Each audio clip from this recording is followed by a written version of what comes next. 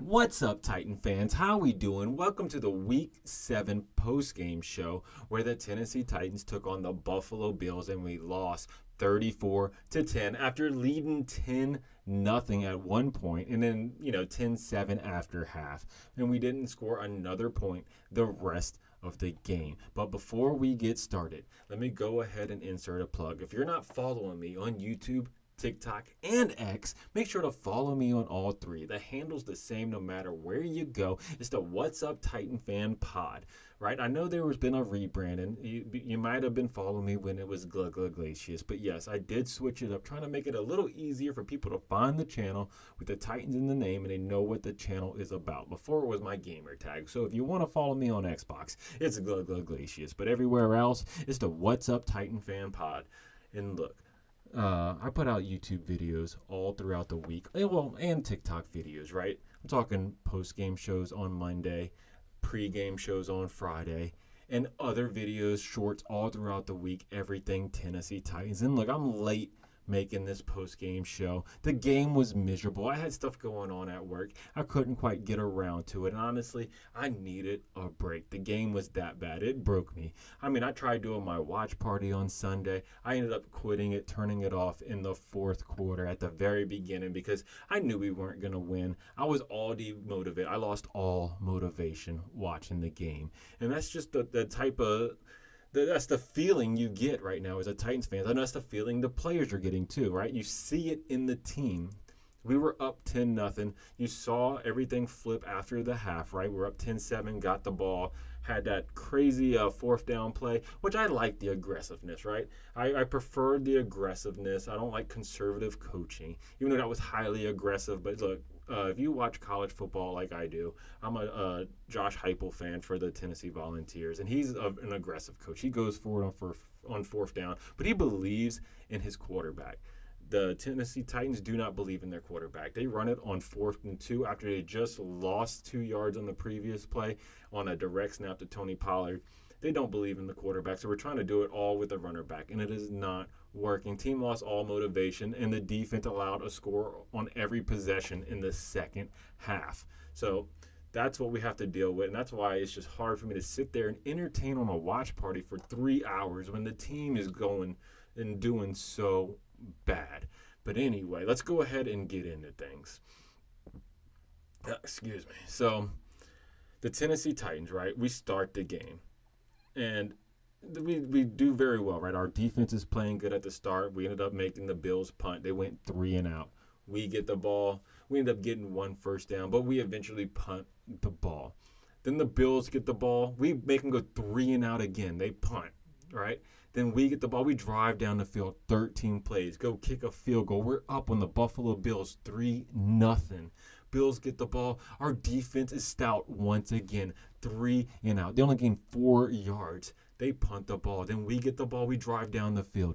8 plays, 75 yards, get a tutty. We're up 10-0 on the Buffalo Bills. At this point, I am hyped and I am ready to go. But I knew it wasn't going to continue like this because you know why? We're the Tennessee Titans and we haven't put up over 17 points besides one time this year. And it took us, 2,000 days or something to get over 30 points in a game, and that happened earlier this year on the Miami Dolphins, who had Huntley as their QB that he just picked up probably 2 weeks prior to playing us. But right after we score, they responded immediately, right? 3 plays, 61 yards for a tutty.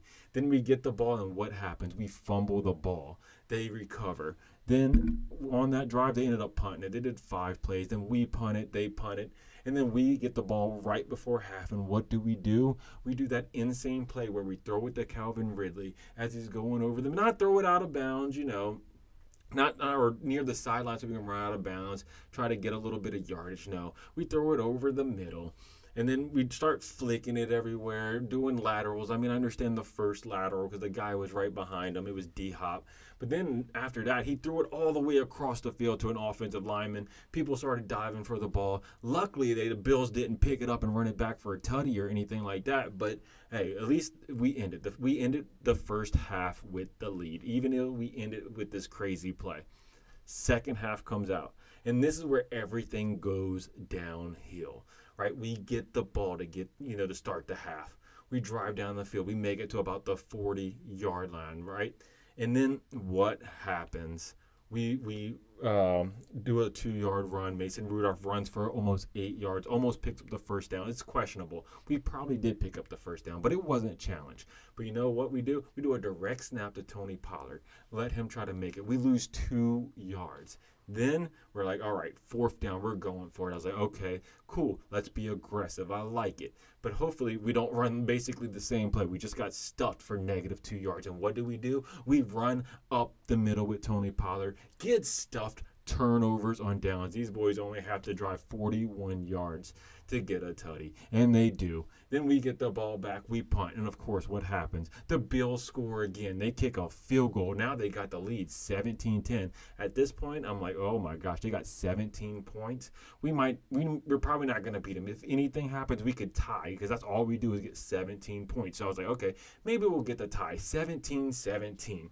But no, we punt the ball, and then they go down and score again, 24-10. At this point, I'm like, game is over. I mean, for us to put up 24 points, a miracle has to happen. Or they have to be playing Tyler Huntley at QB. So, at that point, we get the ball back. We punt it one more time, because you know why? We punt every time in the second half. But they go down the field, they kick a field goal, right? So we're like, wow, all right, well, now we're really losing 27-10 at this point. But nothing we can do. So then Mason Rudolph drops back. He tries to throw it, and he gets intercepted by who other than Hamlin, right? The dude who fell out on the field, almost died on the field, right? He ended up intercepting the ball. Then they ended up scoring a touchdown. They're up 34-10. And then the game ends. We get the ball back to replace game ends. It was a hard game to watch, a hard game to conduct a watch party on. And I eventually just gave up. I was like, okay, game's over. I lost all motivation. I couldn't even speak, and be entertaining at that point. So I just had to end it. But yes, in the game, we lost 34-10. Then let's look at some of the stats, right? Because at the beginning of the game, we had Josh Allen stop to hardly any yard. They were doing 3 and out, 3 and out, 3 and out, 3 and out. But he still finished the game with 323 yards because everything came together for him in the second half. He had 2 touchdowns, no interceptions. We just don't get turnovers. Our defense is normally good at stopping teams from getting yards, but when it comes to turnovers, we get 0 turnovers. Our quarterback, Mason Rudolph, only had 215 yards. He had 1 touchdown, 1 interception, and don't forget he had the fumbled snap as well. Tony Pollard, he had 16 carries, 61 yards, a 3.8-yard average. Altogether, we had 89 total yards. But then when it comes to receiving, Chig led our in yardage, right? He had 4 receptions, 50 yards. He had that one big play for 26 yards. But the big news is Calvin Ridley.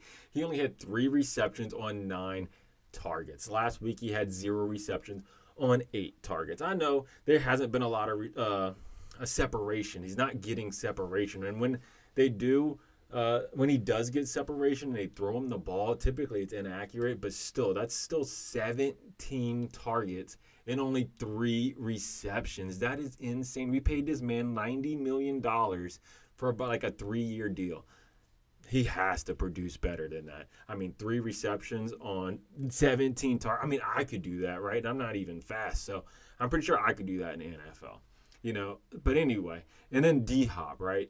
D-Hop, 1 reception, -2 yards. He was only targeted 1 time, but he did catch it, but it was for negative. And at the end of the game, D-Hop, you see him on the sideline taking his pads off, doing all this other stuff, and they're like, why is he not in the game? But if you listen to any of these rumor channels, anything like that, where they're saying, we're going to trade D-Hop, right? We're sellers right now before the trade deadline. We plan on getting rid of D-Hop. We got to keep him healthy, everything like that. And if you watched the game last night on Monday Night Football with the Tampa Bay Buccaneers versus the Baltimore Ravens, you saw they had multiple injuries at their receivers core, right? Their 2 top receivers, Goodwin and Mike Evans, they were both injured, and they might be out. I know Goodwin's going to be out a long time. That dude's leg broke. But we'll see what's going on with Mike Evans. Might be a few weeks. He pulled his hamstring or something. But they need a receiver, so that'd be a good option for D-Hop. At least they're a contending team, right? They'll probably be a playoff team. I know Baker struggled, but hey, we're not here to talk about the Tampa Bay Buccaneers. But yeah, just don't bet on D-Hop being here long term, especially after this season. If we don't trade him, he's definitely gone. but we're going to try to get something because we are sellers right now. We're trying to get draft picks for next season. And speaking of draft picks, right? Everybody wants to sell on Brian Callahan, right? Everyone's over, they're like, get him out of here. We don't want him. You got to give Brian Callahan a chance, right? It's only been one season. He's new to a lot of this because when he was in Cincinnati, he didn't call plays. He's a first-time head coach. He wasn't on the sideline during the game in Cincinnati. He was up in the booth, right? So a lot of this is new to him. And this ain't his roster. He's playing with the Mike Vrabel roster. And he's trying to modernize this offense, right? He tried to get it modern.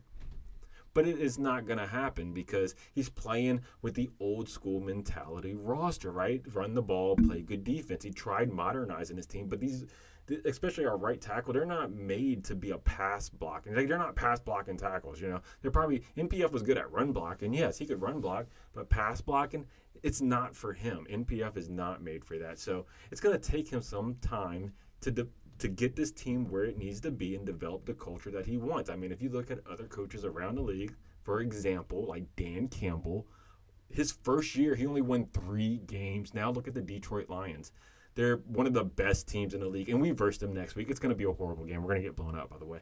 But yes, that's Dan Campbell, right? It took him a little time to build his culture, build his team. Now that team is a spitting, example of Dan Campbell, right? It's just like his personality. So it's going to take us time. It might take us a couple seasons, a couple times of getting draft picks and, free agency. We just kind of rushed this team together. We ended up getting Brian Callahan. We tried to bring in some shiny new products through free agency, and it is not working, right? We had one draft to try to work with it with limited draft picks, and this is all he inherited Will Levis. So once he selects his quarterback with a top pick, which we're going to have next season, it's going to be a top 5 pick. Once he selects his quarterback, whether it's Ewers, Shedeur Sanders, or Ward, or whoever it's going to be, that's going to be his guy that he can develop and turn into his franchise QB. But we cannot give up on him. We cannot be on the coaching carousel where we get new head coaches all the time. You got to let him build the team, right? He has to build it up. He's inherited this old school team, and we're trying to modernize it. So it's going to take some time. But anyway, back at it. So our defense, right? The defense, they struggled in the second half. But we did have a couple highlights. We ended up getting 1 sack with Arden Key. We had some QB hits. We had 4 pass deflections, 6. Jarvis Brownlee Jr. looked good once again for 2 weeks in a row. And then this boy, Daryl Baker, that we brought up from the practice squad, he did look impressive. So I was impressed by Daryl Baker, even though he's kind of like a nobody. I think he played for the Colts last year on their practice squad, but we brought him up. He looked good this game. Did not see much from Big Jeff. Big Jeff is once again silent on defense. We're waiting for him to actually step up this season. I think he only has 1 sack on the year. I know he's battling an elbow injury or something like that. So maybe that's why he's not playing as good. T. Sweat was also quiet this game. Did not see much of T. Sweat. So a lot of these big playmakers that we're used to seeing on defense, they're not doing it right now. It could just be a lack of motivation or something. I'm not sure what it is, but we cannot get any type of turnovers on this defense either. We normally stop teams to a lot of yards, but no turnovers or anything like that. But yeah, that about sums it up for this week's episode, the post-game show. I'm going to bring out more content. I think the ESPN rankings video is going to come out. We'll see where we are on that. We're going to be near the bottom. We're one of the worst teams in the league. But hey, go ahead, like, subscribe, do all that. And don't forget to leave a comment down below on how you think the Tennessee Titans performed against the Buffalo Bills. Down in the comments below. Don't forget to like, subscribe, and tighten up, baby.